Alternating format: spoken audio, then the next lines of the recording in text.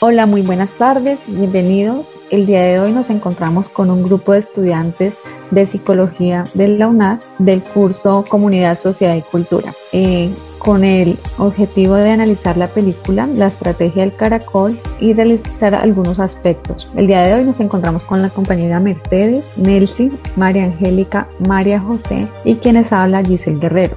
Bueno, para iniciar les voy a realizar una pequeña reseña histórica de la sociedad colombiana en la época que se ilustra la película, que es entre los 80 y los 90. Para esa época se presentaron varias situaciones que marcaron bastante la sociedad colombiana. Una de ellas es el tráfico de drogas, que aumentó en ese tiempo. También se evidenció guerra entre narcotraficantes por territorio y expedición de estupefacientes. También hubo un acontecimiento, marcó bastante la historia colombiana, que fue la toma guerrillera al Palacio de Justicia por parte del M-19. De igual manera se presentó asesinatos a candidatos presidenciales. Hubieron también otro acontecimiento que fue como el reforzamiento de las guerrillas, donde se infundó pues miedo y también el reclutamiento de menores. En esa época también se evidenció bastante que fueron los sicariatos y aumentó bastante la delincuencia.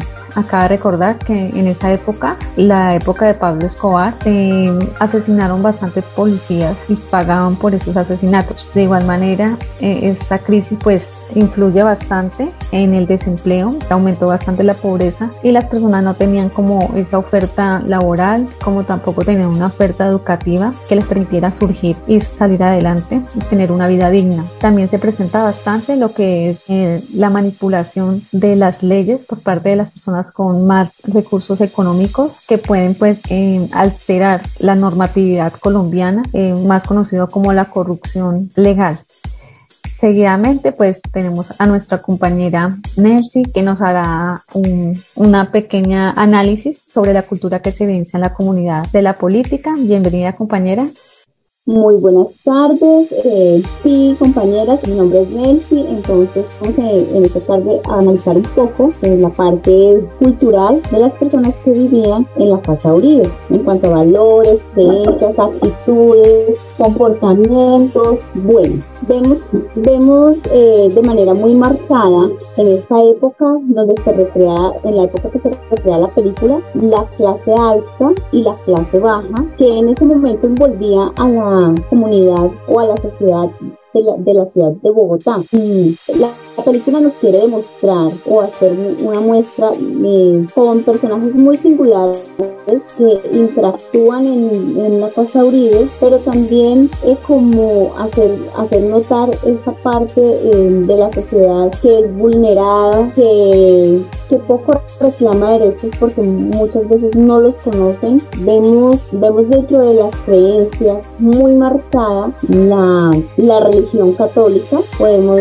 analizar cómo la religión influye en la sociedad, tanto en la política como en la economía, como en las familias y en las personas que viven allí en la Casa Uribe. Vemos también que las personas que viven en la Casa Uribe, pues cada una tiene como sus formas de pensar.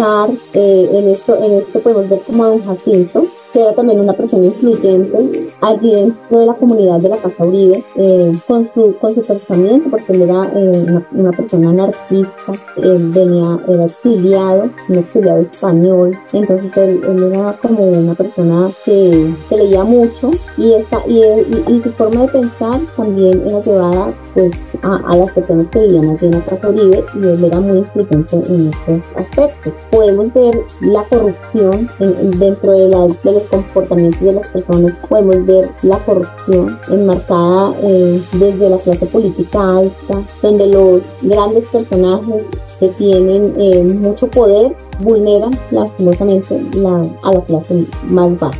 Muchísimas gracias, compañera Nelcy. De igual manera, tenemos de invitada a la compañera María José, quien nos va a hablar sobre las barreras sociales que impedían a la comunidad para tener una vida digna. Adelante, compañera. Muchas gracias, compañera. Daré respuesta a la pregunta. En el transcurso de la película La estrategia del caracol se pudieron evidenciar muchas barreras las cuales tuvieron que pasar los habitantes de la Casa Uribe, como dificultades, obstáculos que se vieron reflejados en cada escena, que no les permitió vivir una vida digna, haciendo referencia a la realidad que se vive en Colombia. Uno de los sucesos que tuvieron que enfrentar los inquilinos fue la amenaza de desalojo por parte del propietario del inmueble.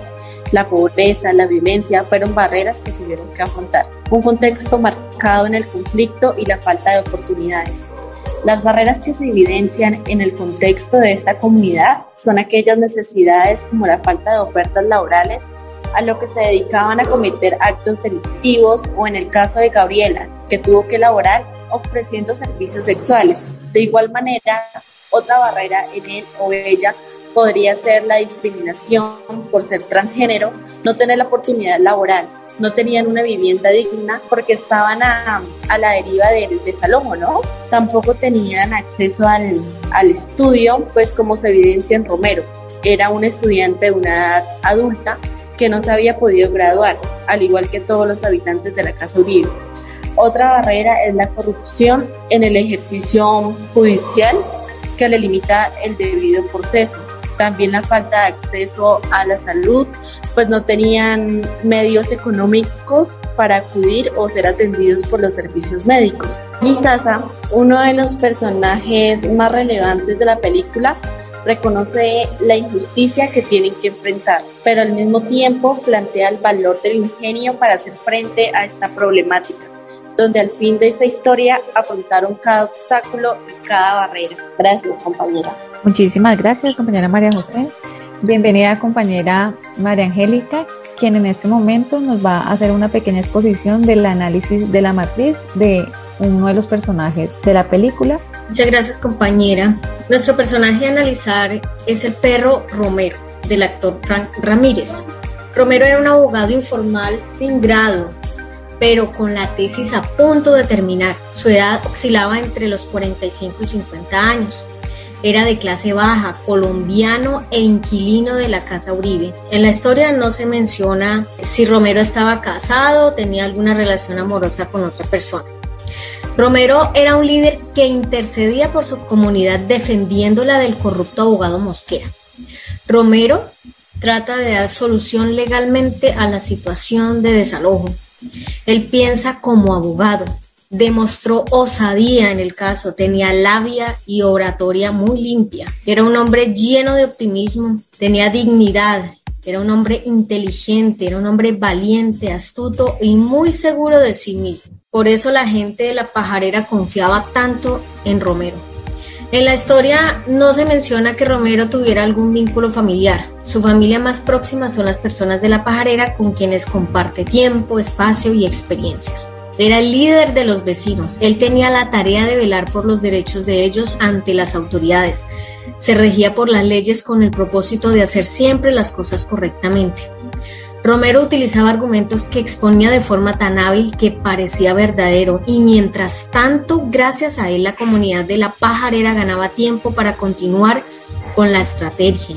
Por ejemplo, como cuando se le cambia la nomenclatura al bien objeto de desalojo, o como cuando cita el artículo número 435, en donde no se puede trasladar una persona enferma que está habitando el predio, por consiguiente no puede ser desalojada en esas condiciones.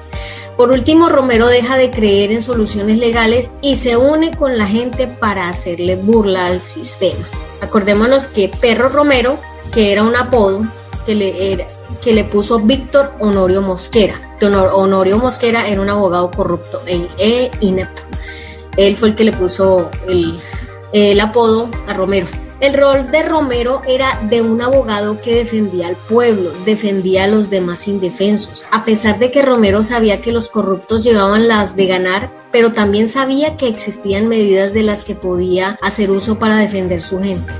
El abogado Romero siente como propio los sueños de la gente que vive en La Pajarera. Bueno, muchas gracias, compañeras, por la intervención. Muchísimas gracias a todas, compañeras, por su participación, por estar atentas y por sus aportes. Que tengan una feliz tarde. Hasta luego. Hasta luego. Entonces, muchas gracias a todos y damos por terminado entonces el podcast.